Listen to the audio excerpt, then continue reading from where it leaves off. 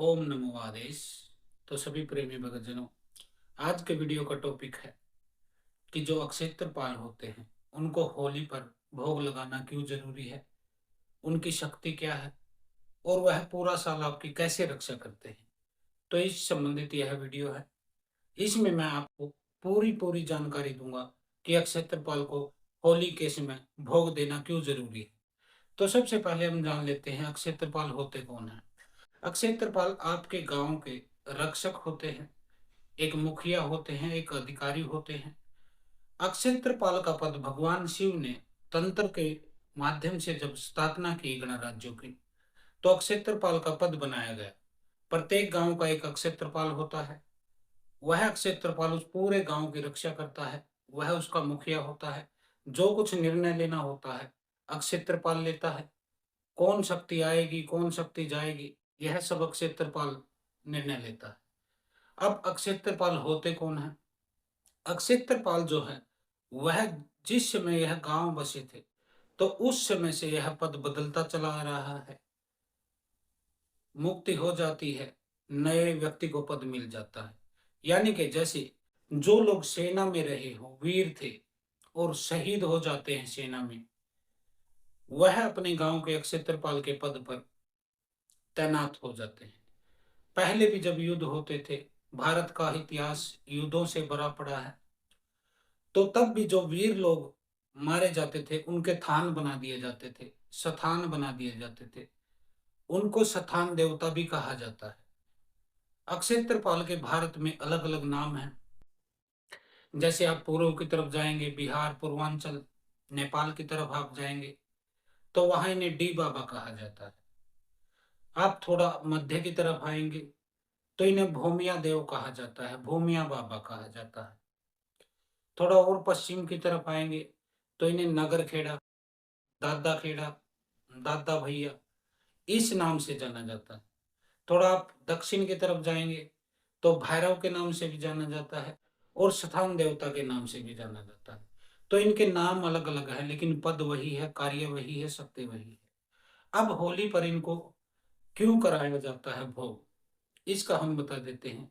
देखिए, आपके गांव की जो मुख्य शक्ति होती है वह अक्षेत्रपाल ही होते हैं। जैसे कोई भी बाहर की शक्ति आपके गांव में उनकी इजाजत के बगैर प्रवेश कर नहीं पा सकती है।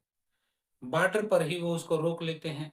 जैसे आपने देखा होगा कि बॉर्डर पर चेकिंग होती है, वहां पर कोई व्यक्ति आया तो उसका पहचान पत्र चेक किया जाता है, उसका सामान चेक किया जाता है, उसके उद्देश्य की जानकारी ली जाती है। तू किसके घर जा रहा है, क्यों जा रहा है, तेरा क्या काम है।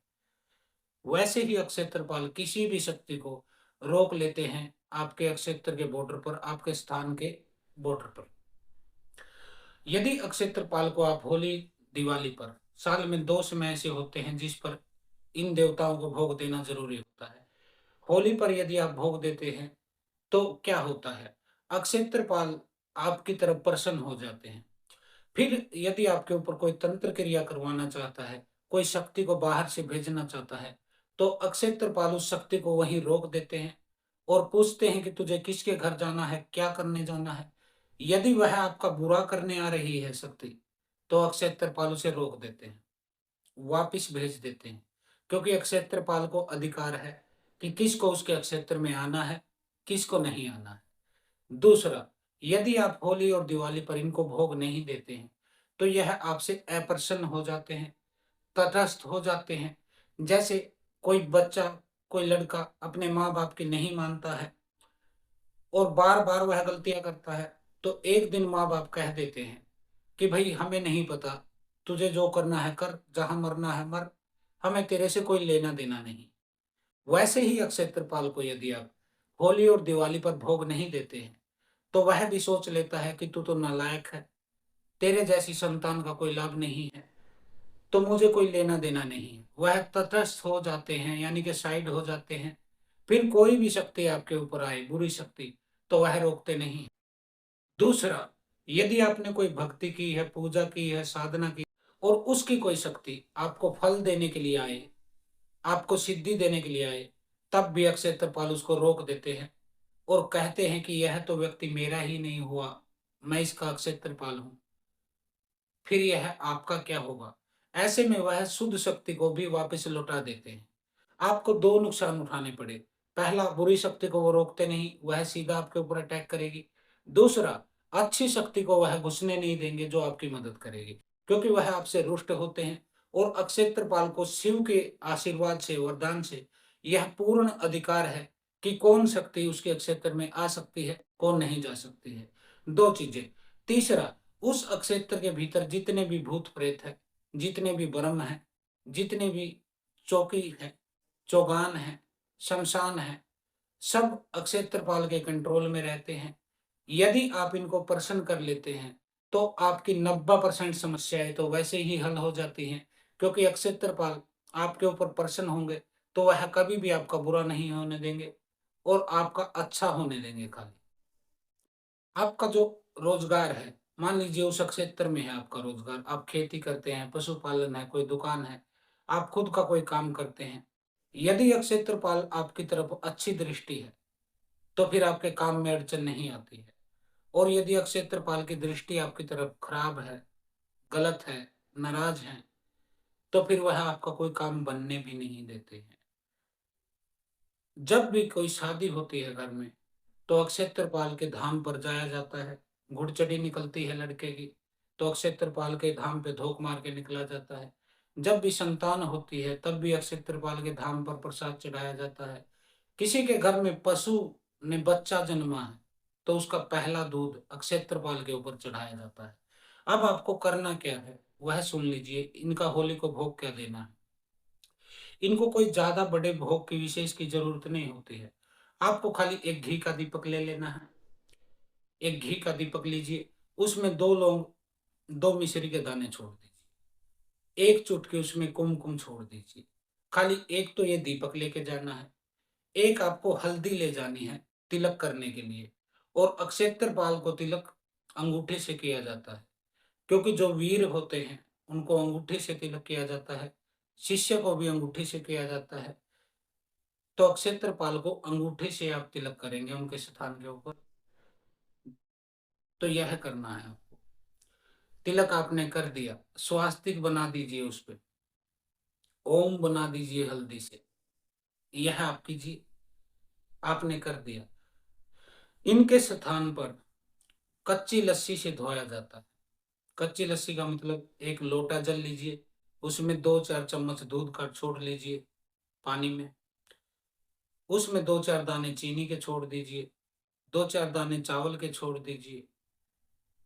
शहद की 1-2 बूंद डाल लीजिए, या फिर घी की बूंद डाल लीजिए, या फिर थोड़ा-सा दही डाल लीजिए।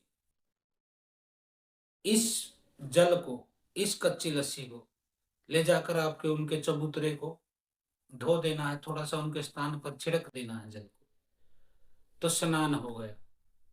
अब आपको 2.25 मीटर या फिर 1.25 मीटर, जैसे एक झंडा होता है, उस टाइप से आपको झंडा सफेद रंग का टांग देना है। यदि झंडा टांगने की सुविधा नहीं, या पहले ही झंडा लगा हुआ है कोई उसके ऊपर नया, तो आप सफेद कपड़ा 1.25 मीटर या 2.25 मीटर आप वहां चढ़ा सकते हैं। 5.25 मीटर भी चढ़ा सकते हैं, वो आपकी अक्षमता पर निर्भर होता है। तो अब दीपक हो गया, स्नान हो गया, वस्त्र हो गया। अब भोग क्या देना है आपको? भोग में आपको देना है इनको, आप या तो हलवा ले जाइए थोड़ा सा घर से बना के, या खीर बना ले जाइए, 2 पूरी ले जाइए और उसके ऊपर खीर रख के ले जाइए आप। तो यह आप भोग के रूप में चढ़ा सकते हैं। तो अक्षेत्रपाल की बहुत बड़ी महत्व है। तंत्र में तो महत्व है ही है, आपके जीवन में भी बड़ा महत्व है। यदि इनकी कृपा आपके साथ रहती है, तो आप जीवन में कभी मार नहीं खाते हैं, कभी धोखा नहीं खाते हैं, कभी शक्तियों से पीड़ित नहीं होते हैं। और इनका भोग भी छोटा सा है, एक ही दिन तो जाना है 6 महीने में।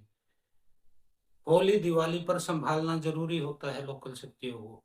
यदि आप नहीं संभालते हैं, तो ये भी फिर मुंह फेर लेते हैं, फिर आपका कोई काम नहीं होता है। आप पीड़ित होते हैं बुरी शक्तियों से, फिर घूमते हो बाबाओं के पास, या फिर अस्पतालों में। सारा पैसा दवाइयों में जाता है, घर में क्लेश रहता है क्योंकि बुरी शक्ति घुस गई है। तो ऐसे होता है। तो आज के लिए इतना ही। हर हर महादेव, ओम काली, आदेश गुरु गोरक्षनाथ। ऐसी ही ज्ञानवर्धक वीडियो के लिए हमारे चैनल को सब्सक्राइब जरूर करें।